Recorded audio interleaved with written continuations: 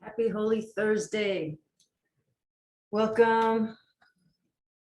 Let's begin. Let's just jump right in with love and connection. Nice deep breath together. Exhale, bring your hand to your heart. I'm so grateful for this opportunity to be connected to my brothers and sisters, mighty companions, kindred spirits across all faith paths, all generations, remembering that we are one, remembering that we are connected, remembering that we are all in the path seeking the very same thing. I look to my brother or my sister and knowing that this one before me seeks peace, seeks love, seeks compassion, seeks understanding. And I pray that I always have the heart filled enough to give what they ask for, to be present in the moment of that asking, so that I can rise higher, pray harder, forgive steadily, and love readily. Let's take another nice deep breath together. Exhale into this moment with gratitude and balance and connection. Thank you all for being here. Thank you for all your kindness and caring this past week. For those of you who follow me on YouTube, you might have noticed that there was not a YouTube presentation last week, which was February 23rd. What I did was a throwback Thursday that was posted on Facebook, and that throwback was March 3rd, 2022. I'm recording this broadcast on March 2nd, 2023. The reason I wasn't able to broadcast last Thursday is because my little dog Ernesto was rapidly declining. He was in his final days in his little body, and he passed away on Saturday. And from then until this day, I have received so much love, so much caring, calls, cards, gifts. Here's one, I got show and tell. Here's a little angel holding a little dog. It's a candle. It's very bright and very beautiful. It goes on my altar in my little chapel room. And a card I received was actually this little booklet that says, "All dogs go to heaven." It's a little story about what we find beyond the clouds. And the last page says this: "Beyond the clouds you will find me, just look up and know that I am there."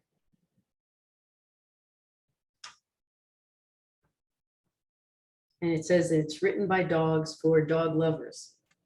So we look beyond the clouds and know that the light is there. This is a concept that we learn in the Course in Miracles. I think it's a lesson coming up. It's around 63, 68, something like that, about pushing away the clouds, looking beyond the clouds, seeing the light that is beyond the clouds that we see in front of us. And that may be circumstance, that may be sadness, that may be difficulty of some sort. That is our cloud. And we rise with the willingness to see beyond that cloud, even in the midst of our difficulties and our pains, our troubles and our sadness. And this past week has been an example of how much brightness and light there is beyond the cloud of my suffering over the loss of my little dog, and the light that has been brought to me by so much love, so much kindness, so much caring. And when I got that little book in the mail, it reminded me of another book that someone had sent me some time ago called Dog Sounds. And it's prayers written by dogs. And then the prayer written by the human to God. So it's from dog to human, from human to God. So I was going to open up randomly, but I decided to look for, since they all have dog pictures, I decided to look for one that had a picture that looked similar to my little dog Ernesto. And when I found it, by no coincidence, because I'm not in charge of this, Holy Spirit is in charge, I opened up to a page that says, "I commit." So the little dog says, "I am dog. I believe in unconditional love. I do not settle for infatuation or puppy love. I believe in true love. I am a lifelong lover who will lie at your feet, on your bed, by your chair, by your side. I am dog. I insist on your love. I will stay on a grave of my loved one until the very end. I believe in commitment. When we have chosen each other, I will be there for you. Out of my heart flows life and love. You fill my life with love, abundance, and I am fulfilled. Unconditional love is the highest gift, and I am committed to love. And then our prayer to God is full circle. It says, God, you gave me your love before I even met you. You do not hold back or tease me with what you give. I am learning the strength of your unconditional love. You have shown me your commitment throughout my life. You have committed to me beyond this life. You have promised me love I cannot comprehend. You have made me a committed believer in commitment. Why is that so synchronistic? Because if you were following the lessons, we just completed a section on review. And the reviews in A Course in Miracles are all about commitment, making a commitment to the lessons, making a commitment to this path, making a commitment to being connected to source, making a commitment to doing better, being better, to rising higher. And so we're reminded every time we get through a certain amount of lessons to take some time to just stop, review, and recommit. So I'm going to read you a little bit of what the actual review said. Now we're past the review section, but if you were following the course lessons during the time that I was absent from you, that's what you would be what you would have been doing is the introduction to the reviews and then all the reviews. So what it says is you will need your learning most in situations that appear to be upsetting rather than those that already seem to be calm and quiet. We need our learning, we need our knowing, we need our depth of understanding, our commitment, our balance at times of upset, like when you have to put your little dog to everlasting life across the rainbow bridge. The purpose of your learning is to enable you to bring quiet with you and to heal distress and turmoil. This is not done by avoiding and seeking a haven of isolation. You learn that peace becomes a part of you and requires only that you be there to embrace any situation in which you are. And finally, you will learn that there is no limit to where you are so that your peace is everywhere. Bring the peace with you into your pain, into your sadness, into your fears, into anything that is disruptive to your spirit, that's disruptive to your deeper inner knowing. You bring that peace with you so that the situation doesn't consume you, so it doesn't change you, so it doesn't hurt you or hurt anyone around you. You bring the peace with you. And so we make a commitment to these lessons so that as we grow in our spiritual dedication and willingness and knowing, and we grow to a point where we rise to a little bit higher so we don't fall so deeply into despair, that because we can bring the peace with us, we start to find that there is not as much angst. There's just our human truth, our human truth. Yes, I'm sad. Yes, I'm sad. And I want to bring peace to me by bringing my peace to the sadness. Let them join together, take them to the altar.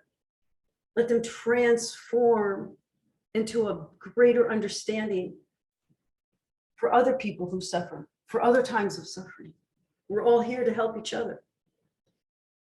You know, Ernesto is known to those of you who've been with me since I started live streaming, because I started live streaming in 2020 when COVID hit, and I was in quarantine a lot of the time because I was a healthcare worker. So I went into my little home chapel here in the Tamarack Ashram, and Ernesto was often my co-host. And then when we opened up a little bit more and I started having people here when we were live streaming, he often made cameo appearances. And so he was a big part of the Miracles with a Twist family. And sadly enough, we've lost a lot of the Miracles with the Twist family. Pam died, Libby died, Lisa and Paul moved away. It's just, we went to a place of understanding the need to release each other, to release our physical bodies at some point, to not be so attached to the physical presence and understanding what is beyond the physical presence. And yet there's times when we truly deeply suffer as a result.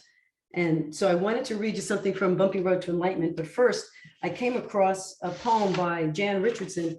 In the Christian tradition, there's a period of time right now called Lent, and Lent starts with Ash Wednesday. And as we release the physical bodies of our loved ones, we understand that they're returned to the earth, returned to ash. It says here, all those days you felt like dust, like dirt, as if all you had to do was turn your face toward the wind and be scattered to the four corners. Did you not know what the Holy One can do with dust? This is the hour. We are marked by what has made us through the burning, what has made us through the burning, the rising out of the ashes, the phoenix that we become, the phoenix that we are.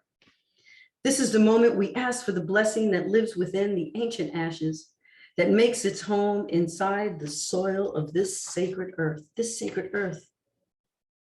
part of the earth that we are, that you are. And so we come back to the awakening that the Course brings us to. It's like an alarm clock. It's like a spiritual alarm clock. These lessons wake us up, remind us to keep our commitment.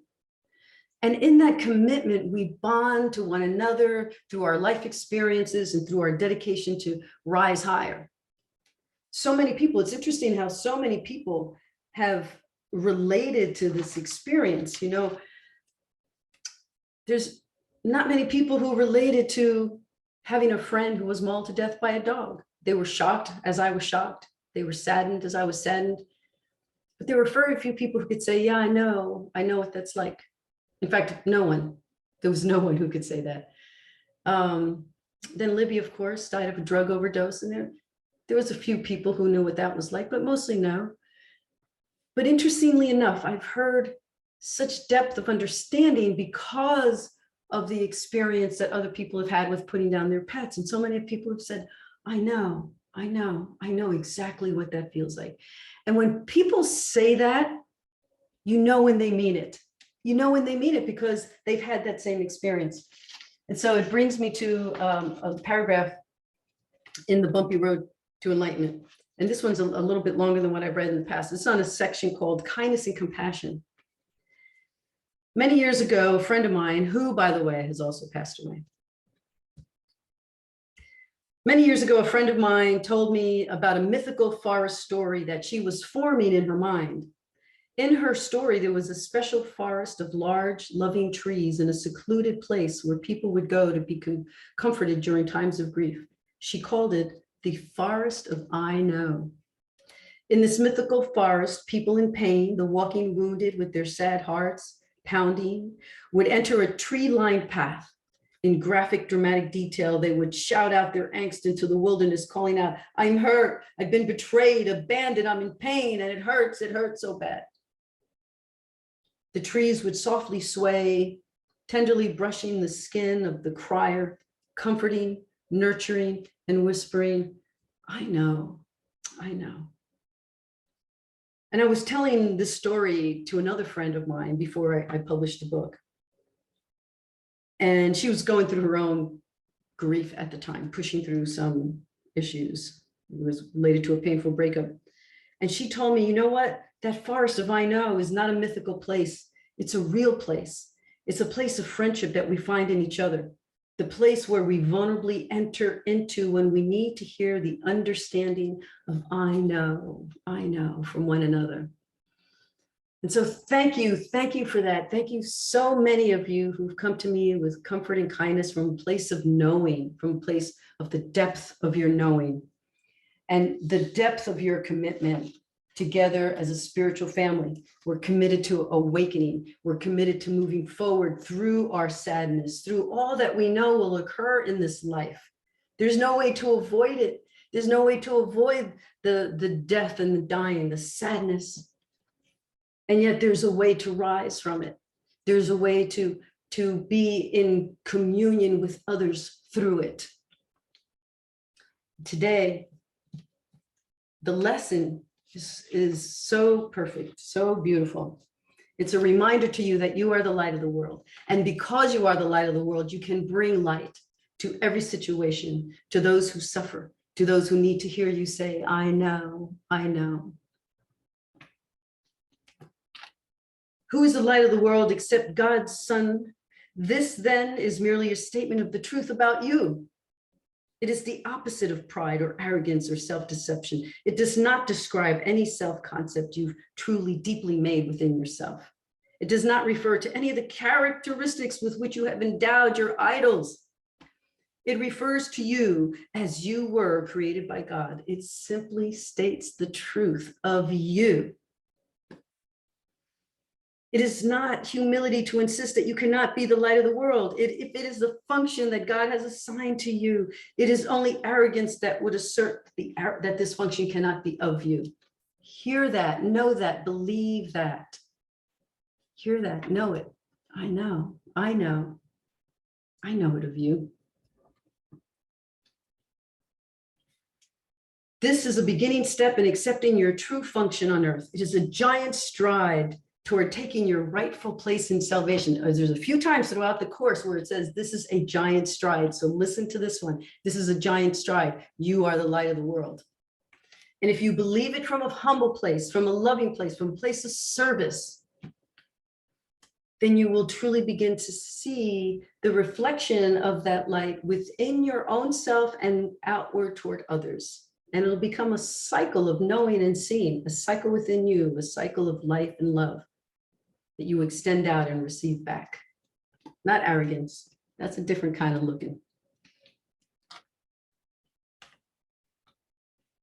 You will want to think about this as often as possible.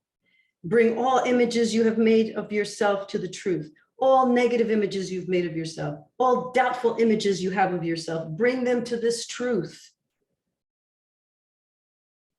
It will help you live in peace. It will help you live in peace, unburdened, and certain of your purpose. I am the light of the world. That is my only function. That is why I'm here. Awaken with an acknowledgement of the truth about yourself, reinforce it throughout the day, and turn to sleep as you reaffirm your function as being your only true purpose. Today's idea goes far beyond the ego's petty views of what you are. As a bringer of salvation, this is necessary. This is the first in a number of giant strides. So try to believe it. Try to know it. You are the light of the world.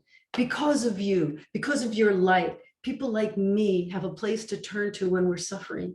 When we put down our little dog who has become a part of the Miracles with the Twist family, whose little nails I still hear walking on the tile when it's really the beginning of a video, or whose little labored breathing I hear, but it's really the turning on of the air conditioner system. But I have you. I have the light that you bring. You are the light of the world. God bless you and thank you. See you next week.